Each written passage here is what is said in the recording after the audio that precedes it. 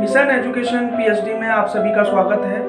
आज हम class 10 maths का एक और कंसेप्ट लेकर आए हैं और ये कंसेप्ट ज़्यादातर सीबीएसई बोर्ड एग्जाम में कई बार आया भी हुआ है और इस कंसेप्ट पर क्वेश्चन सीबीएसई बोर्ड एग्जाम में जरूर पूछे जाते हैं। कंसेप्ट क्या है? Geometrical meaning of the zeros of a polynomial. इसका मतलब क्या है? आपको ग्राफ दे रखे हैं, उस ग्राफ में आपने ये बताना है कि पॉलिनोमियल में नंबर ऑफ जीरोस कितने होंगे। ये geometrical meaning of the zeros polynomial में भी दो क्वेश्चन आपसे पूछे जाते हैं। मतलब इस कंसेप्ट के भी दो कंसेप्ट हैं। जैसे कहते हैं ना, पार्ट है तो सब पार्ट भी होता है, टॉपिक है तो सब टॉपिक भी होता है। तो सीबीएसई बोर्ड एग्जाम में geometrical meaning of the zeros of polynomial के अकॉर्डिंग आपने ये दो कंसेप्ट याद रखने।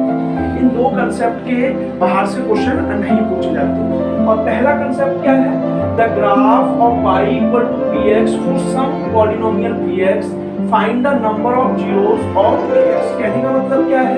अगर आपको ग्राफ y का दे रखा है और किसके अकॉर्डिंग दे रखा है? px के, फॉर सम पॉलिनोमियल px, और पॉलिनोमियल कैसा है? px। तो आपने y इक्वल टू px के अकॉर्डिंग क्या निकालना है? नंबर ऑफ जीरोस निकालने हैं। ये आपका पहला कंसेप्ट हुआ। अगर हम दूसरे कंसेप्ट की बात करें तो यहाँ पर कहीं ना कहीं आपको नजर आ रहा है ये इसका रेसिप्रोकल है। देखिए, यहाँ y इक्वल टू px था, यहाँ पर क्या है? x equal to py। इसको समझाने की कोशिश करते हैं। The graph of x equal to py for some polynomial py find the number of zeros of py। कहने का मतलब क्या है? इस बार जो हम ग्राफ बना रहे हैं वो x इक्वल टू py के अकॉर्डिंग बना रहे हैं और py के अकॉर्डिंग ही हमें उस ग्राफ को देखना है। तो उस क्वेश्चन में क्या निकालना है? Find the number of zeros of py। ठीक है जी। अब हम इसको एग्जांपल से समझने की कोशिश करेंगे।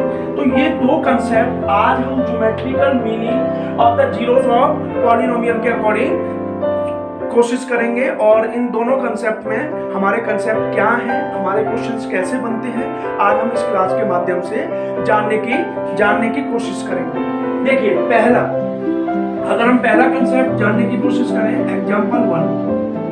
देखिए, मैं अभी पहले भी समझाया कि ज्योमेट्रिकल मीनिंग में आपके यही दो कंसेप्ट हैं जो एग्जाम में पूछे जाते हैं। पहला कंसेप्ट है y इक्वल टू px का और दूसरा कंसेप्ट है x इक्वल टू py। एक बार मैं थोड़ा सा रिलेट कर दूं आपको इन दोनों को। देखिए, अगर हम ग्राफ बनाते हैं तो यहाँ पर y इक्वल टू px है, तो यहाँ पर ये देखेंगे कि ग्राफ के अंदर तो मैंने अभी आपसे क्या कहा कि अगर y इक्वल टू px है तो कहने का मतलब अगर ग्राफ बना हुआ है तो ग्राफ y में आपने क्या देखना है कि लाइन हो या कर्व हो, कितनी बार x एक्सिस को इंटरसेक्ट कर रही है। जितनी बार भी x एक्सिस को इंटरसेक्ट करेगी उतने ही जीरोस होंगे। अभी मैं एग्जांपल समझाऊंगा दोनों कंसेप्ट के तो आपको क्लियर हो जाएगा। वैसे अभी मैं बेसिकली इन दोनों का इंट्रोडक्शन दे रहा हूं। यहाँ पर क्या है? x इक्वल टू py, तो इसका मतलब क्या? ग्राफ इसमें भी बनेगा। अब यहाँ पर हम ये देखेंगे कि ग्राफ x के अंदर लाइन और कर्व ने कितनी बार इंटरसेक्ट किया। यहाँ पर हम y एक्सिस को देखेंगे। अभी हमने यहाँ पर क्या कहा? यहाँ पर हम x एक्सिस को देख रहे हैं, यहाँ पर हम y एक्सिस को देखेंगे। y एक्सिस में जितनी बार इंटरसेक्ट करेगा उतने ही आपके नंबर ऑफ जीरोस होंगे। तो पहले मैं इस कंसेप्ट को आपको समझाने की कोशिश कर रहा हूँ, फिर इस कंसेप्ट को समझेंगे। देखिए, मैंने अभी आपसे क्या कहा?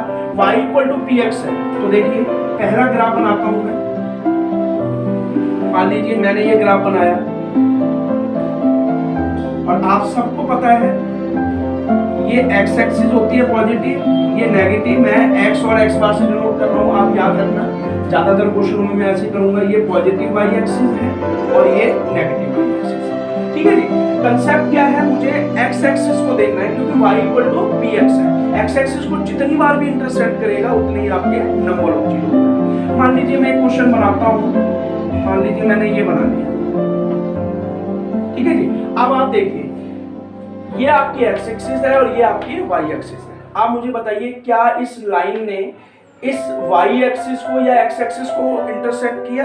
तो आप ध्यान से देखिए, ये y एक्सिस है और ये x एक्सिस है। मुझे तो नजर आ रहा है कि इस लाइन ने y एक्सिस को है y इक्वल टू px। इसका मतलब मुझे x एक्सिस पर कहीं पर भी इस लाइन का इंटरसेक्ट नजर नहीं आ रहा क्योंकि मुझे y इक्वल टू px देखना है। तो क्या लिखूंगा मैं? आपने सॉल्यूशन में हमेशा ये लिखनी है, the graph of y does not intersect does not intersect at x-axis at any point, किसी भी पॉइंट पर इसने इंटरसेक्ट at any point, मतलब किसी भी पॉइंट पर इस लाइन ने x एक्सिस को इंटरसेक्ट नहीं किया। तो इसका आंसर क्या होगा? Number of zeros equal to 0। चलिए जी एक और एग्जांपल लेते हैं। ये मेरा पहला एग्जांपल हो गया। Now example number 2। जो कंसेप्ट मैं समझा रहा हूं उसे आप ध्यान से समझने की कोशिश करिए। मान लीजिए एक और ग्राफ बनाया है मैंने, आप देखिए आपने हर कंसेप्ट में इस तरह से लिखना है, ठीक है जी। अब मैं आपको समझाने की कोशिश कर रहा हूँ। नेक्स्ट पार्ट, ये आपका मान लीजिए ग्राफ है, आपको पता है ये नेगेटिव, ये पॉजिटिव एक्स एक्सिस, ये नेगेटिव। चलिए जी मैं इस तरह से करता हूँ। अब बताइए, देखिए अब मुझे ये कंसेप्ट आपने याद रखना है, y equal to P H. देखिए पी एक्स एक्सिस को देखिए 1 2 3 और 4, इसके अलावा कहीं नजर नहीं आ रहा। दोबारा से देखिए 1 2 3 4, ये एक्स एक्सिस है। और वाई एक्सिस को आपने नहीं देखना है। यहाँ पर देखिए ये थोड़ा सा आपको नजर आ रहा होता है, ये एक्स एक्सिस को इंटरसेक्ट कर रहा है, ठीक है जी। तो आपने एक्स एक्सिस को देखना है। तो दोबारा समझा देता हूँ, 1 2, नेक्स्ट आपका 3 और ये आपका 4। वाई एक्सिस को नहीं देखना क्योंकि y equal to P X है। तो क्या होगा? Therefore number of zeros equal to 4, ठीक है जी। एक्स एक्सिस को 4 बार इंटरसेक्ट किया है, इसमें से हमारे नंबर ऑफ जीरोस क्या है? 4, ठीक है जी। क्लियर? एक और हम देखने की कोशिश करते हैं। लिखना आपने इस तरह से है और आपने आंसर क्या हो गया? Number of zero equal to 4। एक एक नंबर में पूछे जाते हैं। चलिए एक और पार्ट देखते हैं, आपको क्लियर हो जाए। बड़े आसान है, आपने बस टॉपिक को रिमेंबर करना है, जो टॉपिक हम आपसे क्लियर करते हैं। तीसरा देखिए जी, चलिए एक और बना के देखेंगे, बड़ा सुंदर सा, आपको पता है सबको, अभी मैंने समझाया। चलिए ये आपका नेगेटिव है, ये पॉजिटिव है, ये चीज आपने गलत कर दी, दिक्कत आ जाएगी, ठीक है जी। Positive X axis, negative axis. एक और देखते हैं जी, चलिए इस तरह से करके देखते हैं। अब आप बताइए मुझे, देखिए y एक्सिस को नहीं देखना, क्वेश्चन हमारा है y equal to P X. देखिए यहाँ पे अगर आपको नजर आ रहा हो, थोड़ा सा और क्लियर में बना लेता हूँ, इस तरह से कर। अब देखिए x एक्सिस को केवल एक ही बार इंटरसेक्ट किया है, ठीक है। तो क्या होंगे? Number of zeros equal to 1। The graph of y intersect x axis at only 1 point, ठीक है जी। लिखने का तरीका कुछ भी है, आप इस तरह से लिख सकते हो, the graph of y intersect x axis at only 1 point, so therefore number of zeros equal to 1। एक और क्वेश्चन करने की कोशिश करते हैं, ठीक है। आपने हमेशा ऐसे लिखना और लैंग्वेज आपने ये ऐसे लिखनी है, ठीक है। एक नंबर का आता है, आपको पता है एक्स एक्सिस को एक बार इंटरसेक्ट करना, आप डायरेक्ट लिख सकते हो कि number of zeros equal to 1। एक और क्वेश्चन करने की कोशिश करते हैं। चलिए ये ग्राफ है आपका, ये केवल मैं y इक्वल टू px में समझा रहा हूँ, फिर x इक्वल टू py में समझा। चलिए जी तरीका वही है जो अभी समझाया, ठीक है जी। आप मान सकते हो ये ओरिजिन 0 है, ये ओरिजिन 0 होता है, ये आपको पता है, ठीक है जी। चलिए एक और करके देखते हैं। ऐसे है, मान लीजिए। अब आप ध्यान से देखना, हमें y एक्सिस नहीं देखना, केवल क्या देखना है? x एक्सिस देखना है। तो दोबारा से आपको नजर आ रहा हो, केवल एक पॉइंट पर इंटरसेक्ट किया। कर्व कैसा भी हो, आपने कर्व से पजल नहीं होना, ये कर्व होते हैं, ठीक है जी। तो क्या लिखेंगे? The graph of y intersect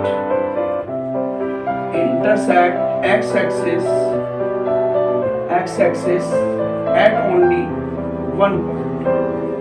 only 1 point, so therefore number of zeros equal to 1, ठीक है जी। ये मेरा पहला कंसेप्ट हो गया है y इक्वल टू px के केस में। अब मैं दूसरा कंसेप्ट समझाने की कोशिश करूंगा। देखिए मैं इसको रब कर रहा हूँ, आपको मैंने समझा दिया। y इक्वल टू px होगा तो x एक्सिस को देखेंगे, और यहाँ पर हम x इक्वल टू py है तो y एक्सिस को देखेंगे, ठीक है जी। पहला मेरा कंसेप्ट खत्म हो गया है, मैं इसको रब कर रहा हूँ। अब मैं आपको समझाऊंगा x इक्वल टू py का केस, ठीक है। उम्मीद है आपको समझ में भी आ रहा होगा। देखिए इसका पहला कंसेप्ट लेते हैं। आप मुझे क्या करना है, एग्जाम्पल मैं पहला ले रहा हूँ इसका। यहाँ पर मैं x equal to P Y को देखूंगा। चलिए जी कर्व बनाइए, वही जो भी बनाया हमने पहला कर्व, थोड़ा सा बड़ा कर लीजिए, इसको सेम होना चाहिए, ठीक है जी। चलिए जी, ये ओरिजिन होता है आपको पता है, ये पॉजिटिव एक्सिस, ये नेगेटिव एक्स एक्सिस, ये पॉजिटिव वाई एक्सिस और ये नेगेटिव। चलिए अब करके देखेंगे। चलिए जी ऐसे बन गया, थोड़ा सा सुंदर सा बना देते हैं। चलिए अब मुझे बताइए, अब मुझे एक्स एक्सिस नहीं देखना क्योंकि क्वेश्चन क्या है, आपने इस क्वेश्चन पर ध्यान देना है, ठीक है जी। क्वेश्चन क्या है, x equal to P Y. थोड़ा सा मैं इसको सर्कल कर देता हूँ तो आपको और समझ में आ जाएगा कि हम किसको देख रहे हैं, x equal to P Y को देख रहे हैं। किसको देख रहे हैं, x equal to P Y.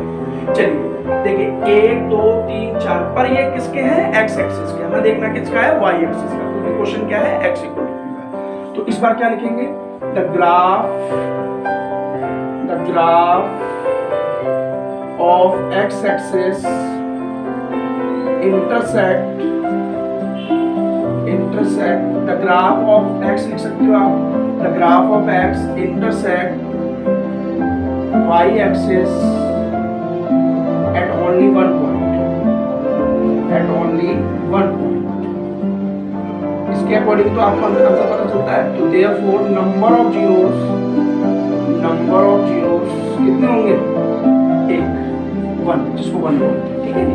इसका ग्राफ था, x का ग्राफ कितनी बार y एक्सिस पर इंटरसेक्ट कर रहा है, एक बार। तो नंबर ऑफ जीरोस क्या होंगे, इसका एक और क्वेश्चन करके देखते हैं। चलिए जी, ये आपको पता है, ये ग्राफ है, ठीक है जी। उम्मीद करता हूँ आपको समझ में आ रहा होगा, ये ओरिजिन है। चलिए जी एक और करके देखते हैं।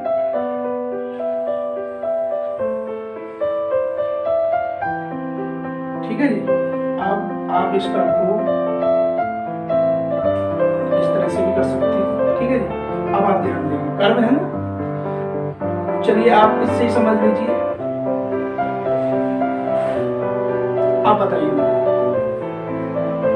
यहाँ पर भी आपको लग रहा होगा कि एक ही बार इंटरसेक्ट करना है, पर थोड़ी सी जो कर्व की जो डिजाइन है वो थोड़ी सी अलग है। कर्व की डिजाइन कुछ भी हो उससे कोई फर्क नहीं पड़ता।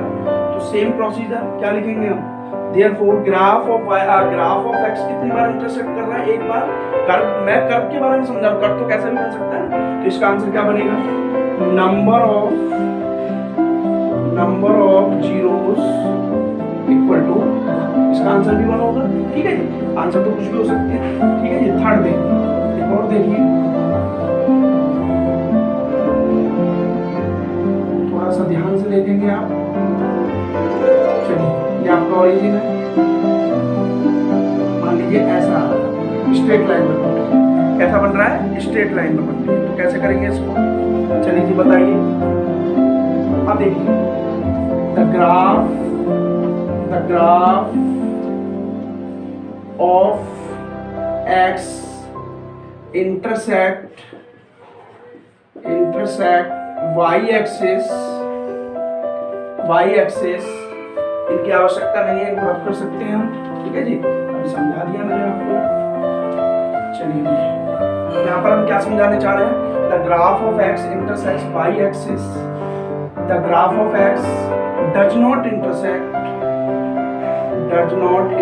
y axis at any point, किसी भी पॉइंट पर इंटरसेक्ट नहीं कर रहा, एट एनी पॉइंट, क्योंकि आपको नजर आ रहा हो तो x एक्सिस को इंटरसेक्ट कर रहा है। So therefore number of zeros equal to क्या होंगे, ये बात समझ आ रही है सबको, क्लियर। नेक्स्ट क्वेश्चन देखेंगे, एक और क्वेश्चन देखिए, क्वेश्चन नंबर 4। मान लीजिए ये आपकी स्ट्रेट लाइन है जी, चलिए ध्यान से देखेंगे।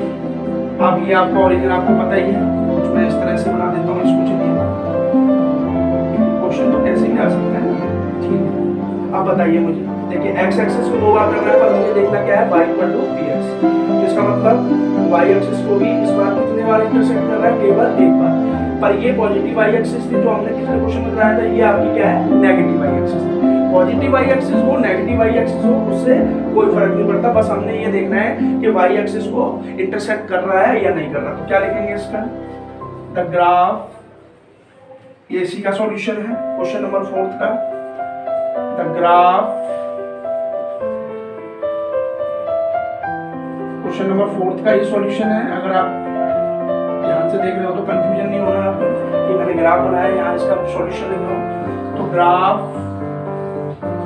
Of x, the graph of x intersect y axis at only one point. कितने भी पॉइंट पर इंटरसेक्ट करे, बस आपने कंसेप्ट देखा, ठीक है जी। एट ओनली वन पॉइंट, एक ही पॉइंट पे कर रहा है ना, नेगेटिव y एक्सिस पर। So therefore number of zeros, एक पे कर रहा है तो आंसर क्या आएगा, number of zeros equal to. तो आज हमने इस क्लास के माध्यम से आपको geometrical meaning of the zeros of polynomial के अकॉर्डिंग आपको दो कंसेप्ट बताए कि y इक्वल टू px है, तो हम किसको देखेंगे, इंटरसेक्ट करेगा y का जो ग्राफ है वो x एक्सिस का, जितनी बार भी इंटरसेक्ट करेगा उतने ही उसके जीरोस होंगे। उसके बाद सेकंड कंसेप्ट में देखा x इक्वल टू py। यहाँ पर क्या मतलब था कि जो x का ग्राफ है वो y एक्सिस को, चाहे वो पॉजिटिव y एक्सिस हो चाहे वो नेगेटिव y एक्सिस हो, जितनी बार भी इंटरसेक्ट करेगा उतने ही उसके जीरोस होंगे। तो आज हमने आपको ये दो कंसेप्ट समझाए सीबीएसई बोर्ड